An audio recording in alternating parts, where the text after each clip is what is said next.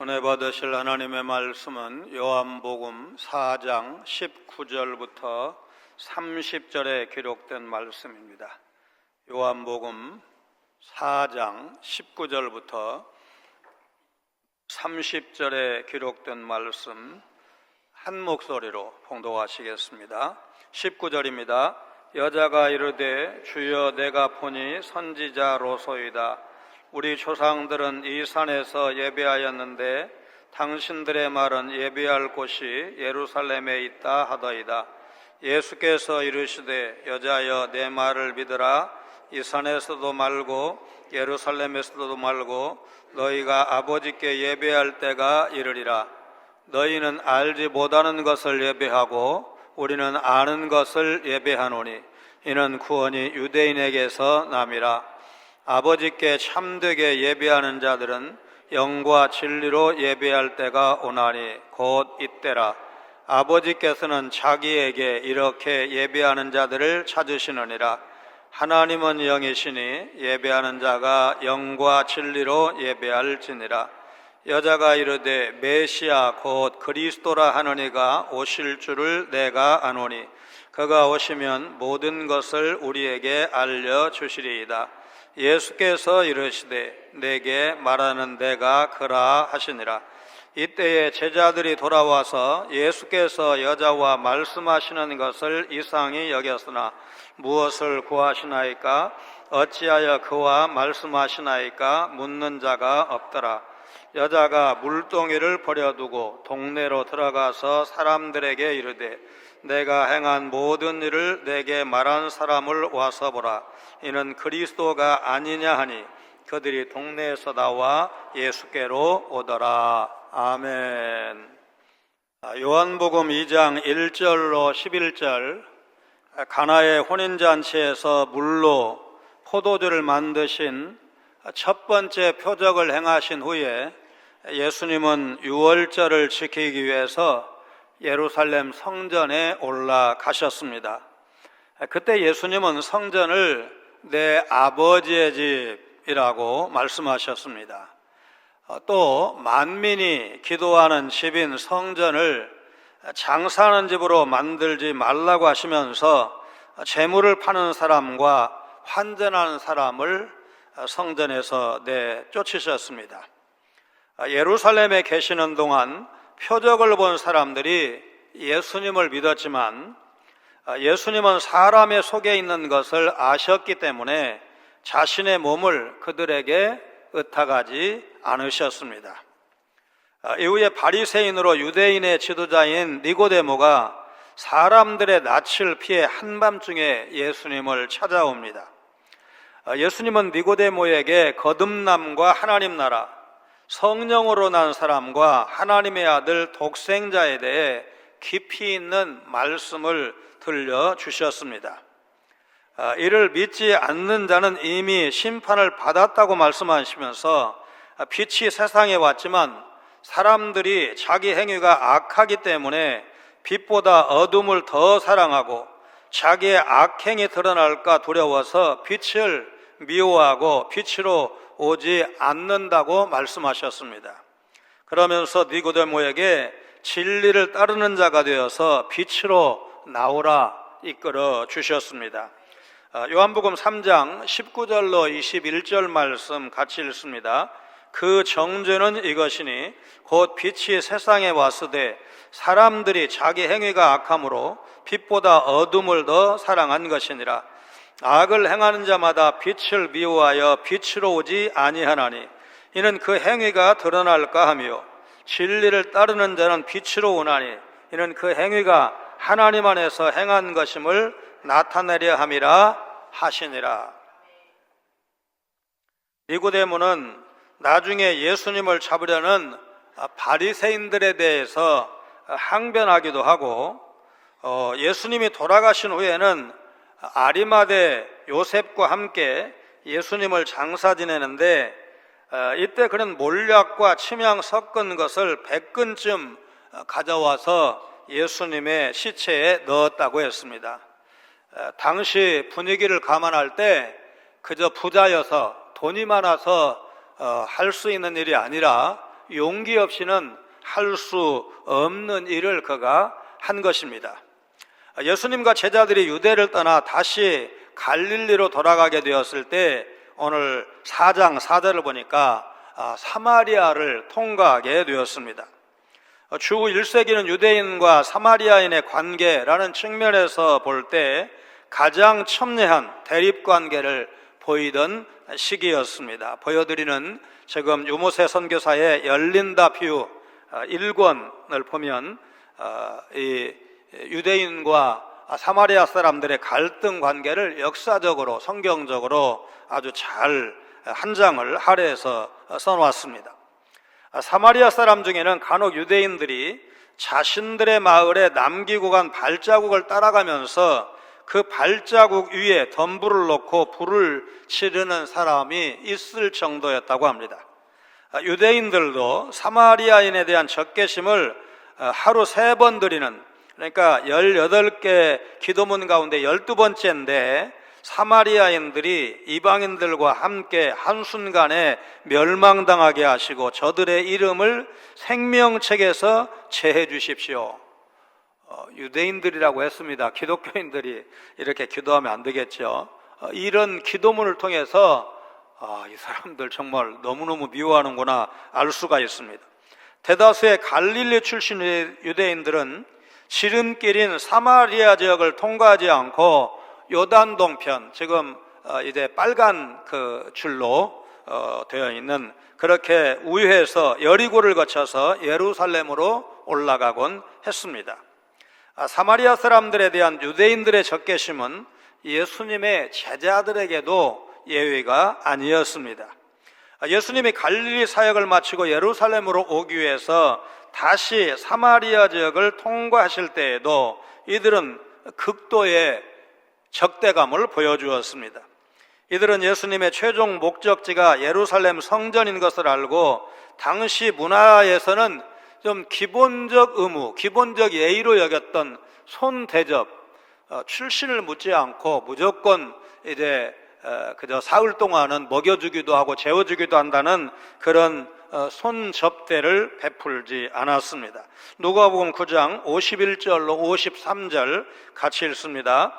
예수께서 승천하실 기약이 차감해 예루살렘을 향하여 올라가기로 굳게 결심하시고 사자들을 앞서 보내심에 그들이 가서 예수를 위하여 준비하려고 사마리아인의 한 마을에 들어갔더니 예수께서 예루살렘을 향하여 가시기 때문에 그들이 받아들이지 아니하는지라. 그러자 예수님의 제자들은 사마리아 사람에 대한 분노를 노골적으로 표출을 합니다. 누가복음 9장 54절 제자 야고보와 요한이 이를 보고 이르되 주여 우리가 불을 명하여 하늘로부터 내려 저들을 사마리아 사람들을 멸하라 하기를 원하시나이까. 물론 예수님은 허락하지 아니하십니다.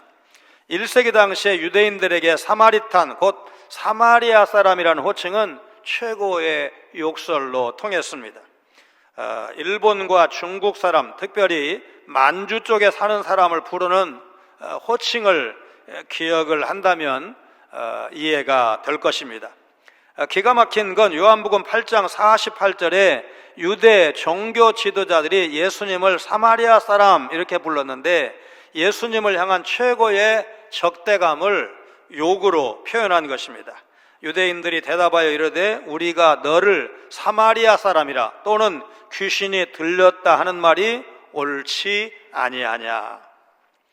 이런 시대적 분위기에도 아랑곳하지 않으시고 유대인의 왕이신 예수님께서 사마리아 지역에 들어가신 것입니다. 정오쯤 되었을 때 야곱의 우물이 있던 수가라 하는 동네에 이르게 되었고 제자들이 먹을 것을 사러 마을에 들어간 사이에 예수님은 물 기르러 온 사마리아 여자를 만나서 영적인 대화를 나누신 것입니다. 여러분 처음 믿을 때 혹은 처음 은혜 받고 뜨겁게 신앙생활을 시작했을 때와 지금을 비교하시면 여러분 어떻게 예배 자세가 얼만큼 나아지셨습니까? 성도에게 예배에 대한 중요성은 아무리 강조해도 지나치지 않을 것입니다. 그만큼 신앙생활에서 예배가 중요하기 때문입니다. 예배에 대한 기대감 없이 습관처럼 예배를 드리고 있지 않은지 늘 점검하시기를 바랍니다. 하나님의 창조와 구속은 예배를 목적으로 합니다. 성도가 하나님의 자녀가 되었다는 것은 참된 예배자가 되었다, 그렇게 표현할 수도 있을 것입니다. 그러면 어떻게 하면 우리가 주님이 찾으시는 예배자가 될 수 있을까?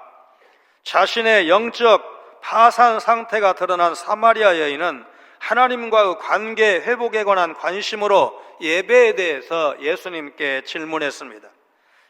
예수님이 누구신지 제대로 알지 못했던 여인은 처음에는 예수님을 유대인 남자로 생각해서 경계했지만 후에는 주여라고 부르면서 도움을 요청했고, 부끄럽게 여기던 남편에 대한 물음에 솔직하게 대답할 정도로 그분을 신뢰하게 되었습니다. 남편이 없다는 여인의 대답에 예수님은 여인이 말하지도 않은 그녀의 곤혹스러운 과거를 직설적으로 말씀하셨고, 그러자 여인은 예수님을 19절에 선지자라고 고백하게 됩니다. 그러나 아직도 이 사마리아 여인이 예수님이 누구신지 제대로 이해한 것은 아니었습니다. 이제 예수님과 사마리아 여인의 대화는 육체적인 문제에서 마음의 상처와 소망으로 이어지고 영적인 영역까지 다루게 됩니다. 사실상 여인은 처음부터 영적인 영역, 다시 말해서 참된 예배에 대한 관심을 두고 있었을 것입니다. 유대 사마리아 문명에서 이혼은 전적으로 남편이 주도했습니다. 아내와 이혼하기를 원하는 남편은 이혼 사유, 예컨대 아내의 부정, 게으름, 부적격 등을 공개적으로 진술해야 했습니다. 그러다 보니까 당시의 이혼은 주로 여성에게 수치스러움을 안겨주었습니다. 이 사마리아 여인은 5 남편으로부터 그런 치욕을 받았고, 이제 먹고 살기 위해서 또 다른 남자와 살고 있었던 것입니다. 이런 기구한 현실에 영적인 문제에 관한 관심과 참된 예배에 대한 소망은 가슴에 묻어두고 살 수밖에 없었을 것입니다. 그래서 여인은 자신이 1차적으로 섬겨야 할 참된 남편을 찾아 방황하는 삶을 살아왔던 것입니다. 사마리아 사람으로서 여인은 나름대로 계속해서 예배를 드려왔지만 참된 예배를 향한 갈급함이 있었습니다. 예배는 하나님의 창조 목적이자 언약 백성의 특권이기도 합니다. 우리의 신앙은 하나님과의 관계에서 결정이 됩니다. 예배에 대한 나의 태도는 하나님과의 관계를 보여주는 리트머스 종이와 같다고 할 것입니다. 여러분, 혹시 예배를 습관적인 행사쯤으로 여기지는 않으십니까? 예배를 향한, 하나님을 향한 간절함이 있습니까? 예배자로서 성도는 늘 기대하고 사모하는 마음으로 하나님을 향해서 나아가야 할 것입니다. 우리의 기대와 갈급함의 그릇에 하나님의 임재와 축복이 담기기 때문입니다.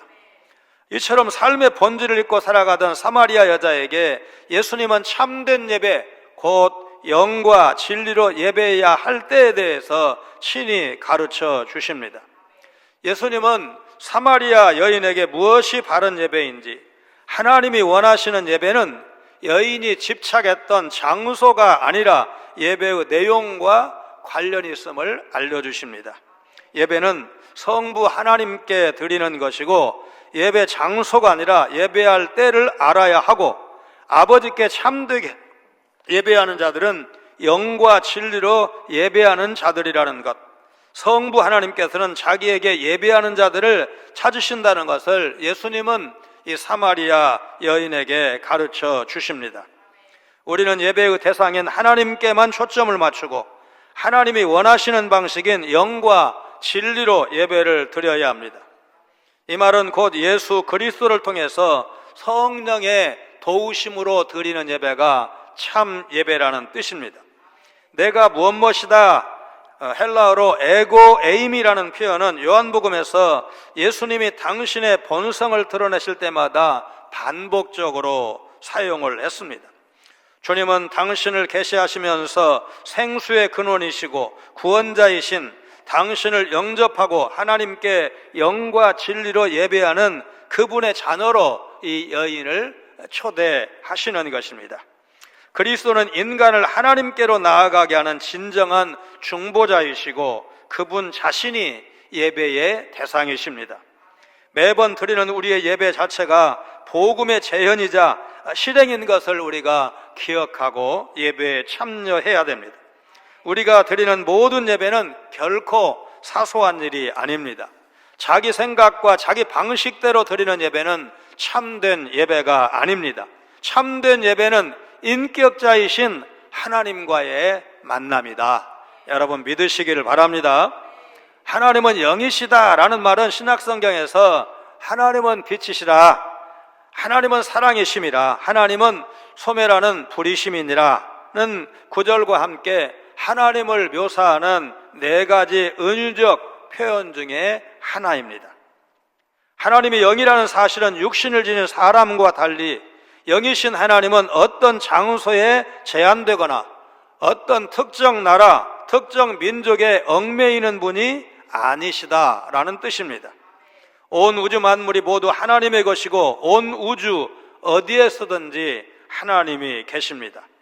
시인 다윗은 시편 139편 7절로 12절에서 하나님은 공간적 제약을 받지 아니하시고 우주 어디에나 계시는 분이시기 때문에 사람은 하늘에 올라갈지라도 바다 끝에 가서 거주할지라도 이 세상 어떤 곳에서도 하나님을 피할 수 없음을 고백한 바 있습니다.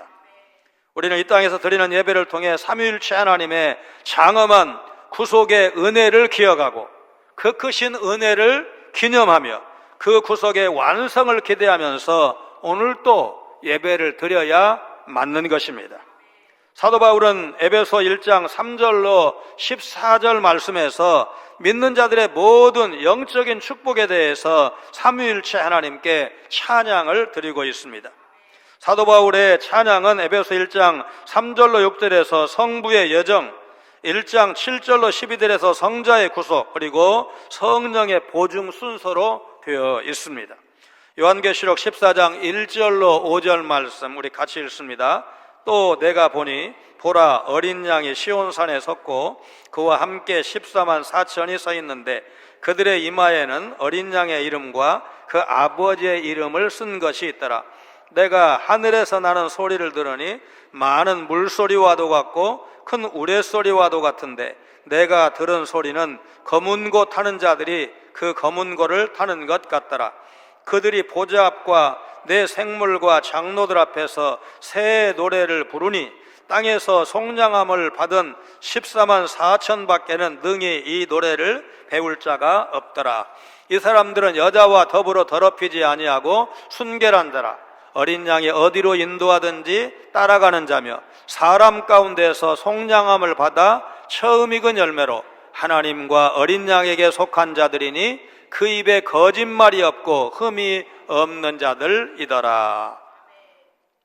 예배를 받으실 하나님께 예배의 중보자이신 예수님을 통해 예배를 도우시는 성령님을 의지해서 드리는 예배가 참 예배입니다.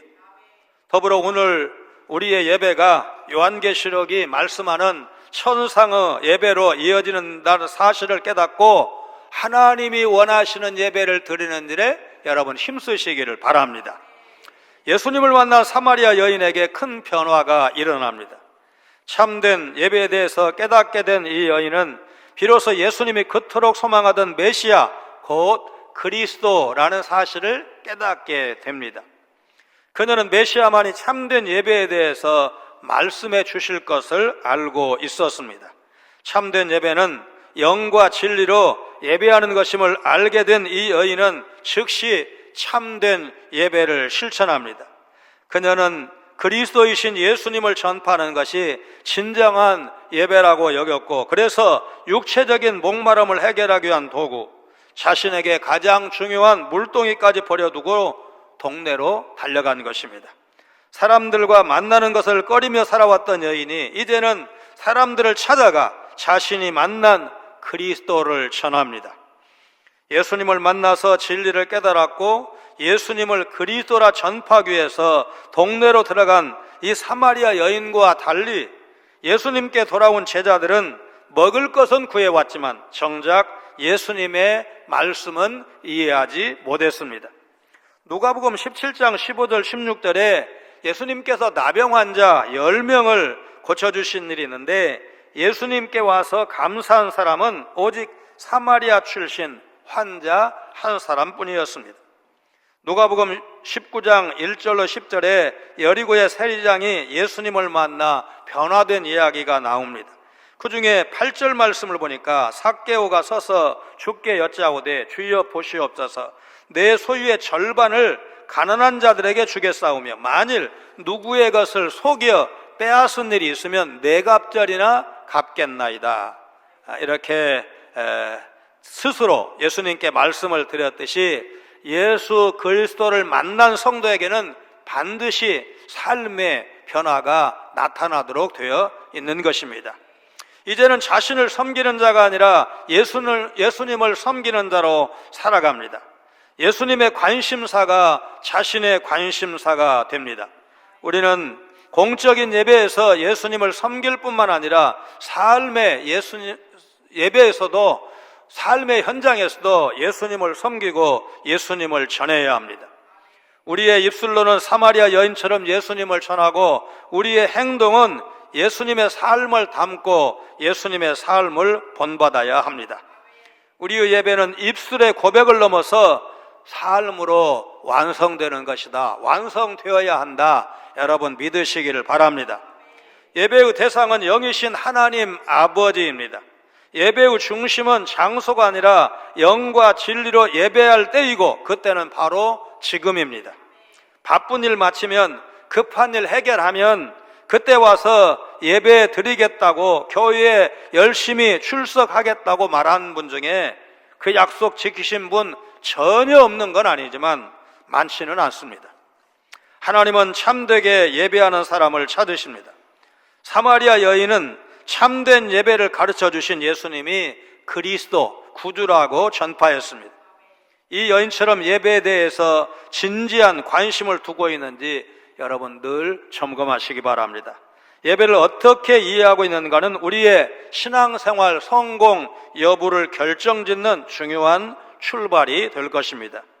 유대인들은 여호와께서 자기의 이름을 두시려고 택하신 곳인 계실 곳, 곧 예루살렘에서 사마리아 사람들은 신명기 11장 29절에 내 하나님 여호와께서 내가 가서 차지할 땅으로 너를 인도하여 들이실 때에 너는 그리심산에서 축복을 선포하고 에발산에서 저주를 선포하라 하신 말씀대로 축복을 선포하라고 하신 그리심산에서 예배를 드려야 한다고 주장을 했습니다. 유대 사람들은 바벨론 포로 생활에서 돌아온 후에 수룹바벨의 주도로 성전을 재건했습니다. 사마리아 사람들은 자기들의 성전을 그리심산에 세웠습니다. 그 후부터 유대인과 사마리아인은 각자의 장소에서 별도로 예배를 드렸습니다. 이런 배경 속에서 사마리아 여인은 예수님께 참된 예배에 대해서 질문을 한 것이고 예수님은 그리심산이냐 예루살렘이냐 예배 장소가 중요한 것이 아니고 어디에서든지 하나님을 아버지로 알고 영적 예배를 드릴 때가 왔다는 사실을 이 여인에게 가르쳐 주셨습니다. 아버지께 예배한다는 말은 하나님을 아버지로 믿는 신약적 예배를 말씀하는 것이고 이 말은 누구든지 예수님의 이름을 믿고 성령으로 거듭난 사람만이 하나님을 아버지로 예배할 수 있다는 것입니다. 또 영과 진리로 예배한다는 말도 영과 진리 안에서 예배한다 그런 말인데 이 말은 성령을 받은 사람이 하나님을 아버지로 믿고 드리는 영적 예배라는 뜻입니다.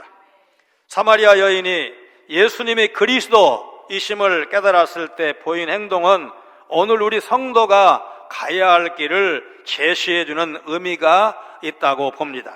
사마리아 여인은 예수님과의 대화를 통해서 예수님이 자신이 오랫동안 기다려왔던 바로 그 그리스도라는 사실을 깨달았습니다. 대화가 여기에 이르자 여인은 우물가에 왔던 자신의 원래 목적, 그러니까 물길러 왔다는 사실을 잊고 마셔도 다시 목마를 수밖에 없는 우물을 깃던 물동이마저 버려두고 자신이 깨달은 것을 전하고 싶은 열정에 동네로 달려가서 마을 사람들에게 외쳤던 것입니다. 29절, 내가 행한 모든 일을 내게 말한 사람을 와서 보라. 이는 그리스도가 아니냐. 쉬운 번역 성경에 보니까 저의 과거를 낱낱이 알아맞히신 분이 계십니다. 가서 그분을 만나보세요. 이제 그녀에게 가장 중요한 일은 자신을 숨기는 일이 아니라 자신이 만난 그리스도를 알리는 것이었습니다. 예수님은 요한복음 1장 39절에 세례 요한의 두 제자에게 와서 보라고 말씀하셨습니다. 그렇게 해서 안드레가 세례 요한을 따라다니다가 예수님께로 왔고 그가 자기 형 베드로까지 데리고 와서 제자가 됩니다.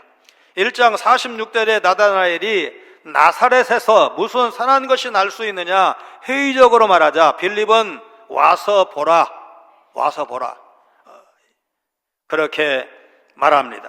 나다나엘이 자신을 알아보는 예수님께 놀라자 예수님은 이보다 더 큰 일을 보리라 약속하십니다. 직접 와서 보는 것은 요한복음에서 굉장히 중요한 주제입니다.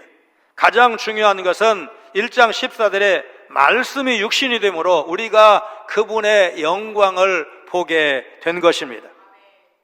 율법의 가르침을 적용하는 과정에서 유대 랍비들은 2번 이혼하는 것은 가능하다, 아주 특별한 경우에는 3번까지 이혼하는 건 가능하다 이렇게 가르쳤는데 이 여인처럼 5번을 이혼하고 지금 6번째 남자와 살고 있다면 이 사마리아 사회에서 공동체에서 매우 부도덕한 여성으로 지탄의 대상이 되었습니다. 그래서 사람들의 시선을 피해서 움츠러들기만 하던 기구한 여인이 하늘로부터 오신 그리스도를 바라보고 담대한 믿음의 사람으로 변화된 것입니다. 그리스도를 만난 여인은 자신의 어두운 내면에서 그리고 늘 자신을 괴롭히던 그저 한국식으로 표현하면 아이고 기구한데 팔자야 그런 탄식에서 해방된 것입니다. 그녀의 말을 들은 동네 사람들이 예수님을 보러 나왔고 많은 사마리아 사람들이 예수님의 말씀을 듣고 그분을 세상의 구주로 믿게 되었습니다. 이 이름도 없는 사마리아 여인을 통해서 그 마을 전체가 예수님을 구주로 믿는 요즘 말로 마을 복음화 부흥의 역사가 일어난 것입니다. 물론 이 마을 복음화가 곧 사마리아 전체의 복음화를 의미하지는 않습니다. 예수님께서 승천하시기 전에 오직 성령이 너희에게 임하시면 너희가 권능을 받고 예루살렘과 온 유대와 사마리아와 땅끝까지 이르러 내 증인이 되리라. 앞으로 사마리아에도 너희들이 우습게 여기는 사이가 그렇게 나쁜 사마리아 땅에 가서도 복음을 증거하라고 명령하셨습니다. 그로부터 몇 년 후에 있었던 일이 사도행전 9장 31절에 기록되어 있습니다. 같이 읽습니다. 그리하여 온 유대와 갈릴리와 사마리아 교회가 평안하여 든든히 서가고 주를 경외함과 성령의 위로로 진행하여 수가 더 많아지니라. 그러니까 요한복음 4장은 예수님의 공생의 초기에 있었던 일이고 그러면 약 3년 정도 공생애를 지나서 예수님이 십자가에서 죽으시고 하늘로 올리어 가셨습니다. 사도행전 9장 31절 상황은 대략 그로부터 그저 한 6, 7년 후, 길어야 10년쯤 후를 기록한 말씀입니다. 그러면 이 사마리아 땅에 누가 이 교회를 세웠을까? 여러분, 이 수가성의 여인과 그때 예수님으로부터 복음을 듣고 변화된 그 사람들이 교회를 세우지 않았을까? 그리고 10년쯤 지났을 때 누가가 뭐라고 기록을 했어요? 평안하여 든든히 서가더라.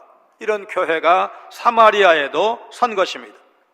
이런 면에서 사마리아 여인은 그리스도인이 따라야 할 모범적인 제자상을 제시하고 있다. 이렇게 말해도 좋을 것입니다. 바른 예배를 드렸다면 삶이 성경에서 말하는 가치관으로 변화되어야 합니다. 그리고 이 사마리아 여인처럼 복음 전도자로 살아가야 합니다. 예배를 잘 드렸다는 것은 여러분 뭘 의미하는 것입니까? 하나님이 받으시는 예배, 주님이 원하시는 예배를 드린 것을 의미하는 것입니다. 주님은 여러분과 제가 성숙한 예배자가 되기를 원하십니다. 예배를 드릴 때마다 참된 예배자로서 하나님을 높이고 구원받은 하나님의 백성답게 진정한 기쁨을 누리기를 원하십니다. 하나님은 지금도 참된 예배자를 찾으십니다. 2025년 새로운 은혜를 기대하면서 예배자리로 나아가시고 정한 시간마다 은혜가 충만한 예배를 드리시면서 무엇보다도 삶으로 예배를 완성해가는 복된 예배자, 신령한 예배자, 하나님께서 받으시는 예배를 드리는 예배자로 살아가시를 결심하시는 여러분 복된 예배자 되시기를 주님의 이름으로 축원합니다. 거룩하신 하나님, 오늘 연초에 모여드리는 주일 예배가 살아계신 하나님께 드리는 참 예배이기를 원합니다. 사마리아 여인처럼 우리도 하나님의 독생자인 예수님이 우리의 구주이심을 믿고 있사오니 우리도 세상에 나가 만나는 사람마다 예수님이 그리스도시라고 전하는 전도자요 증인으로서의 삶을 살게 하여 주옵소서. 예수님이 우리가 하나님께 합당한 예배를 드릴 수 있도록 새로운 길을 열어주셨다는 사실을 기억하며 예수님께서 가르쳐 주신 대로 모든 예배마다 영과 진리로 하나님을 예배하는 신령한 예배자로 살게 하여 주옵소서. 사는 날 동안 기대함으로 사모함으로 예배 자리에 나아가 살아계신 하나님을 만나게 하시고 복음의 증인으로서 책임을 다하는 삶을 살게 하여 주옵소서. 무엇보다 삶으로 완성하는 예배자의 삶을 사는 거룩한 하나님의 사람들 다 되게 하여 주옵소서. 예수님 거룩하신 이름으로 간절히 기도하옵나이다. 아멘.